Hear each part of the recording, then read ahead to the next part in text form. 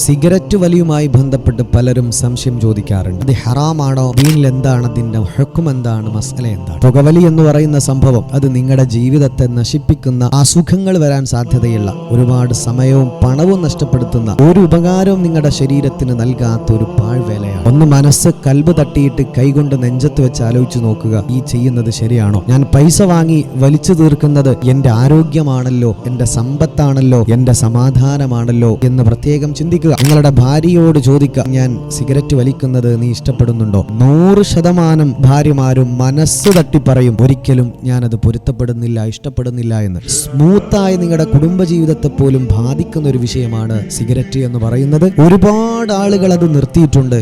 അതുകൊണ്ട് നിങ്ങൾക്കും നിർത്താവുന്നതേയുള്ളൂ. ഇന്നല്ലെങ്കിൽ നാളെ ഇതിന്റെ പേരിൽ സങ്കടം അനുഭവിച്ച് ശരീരം കാർന്നു തിന്ന് ഒരവസ്ഥയിലേക്ക് എത്തുന്നതിന് മുമ്പ് അവസാനിപ്പിച്ചേക്കുക. നിങ്ങളുടെ മുഴുവൻ കൂട്ടുകാർക്കും ഒന്ന് ഷെയർ ചെയ്ത് കൊടുത്തേക്ക്.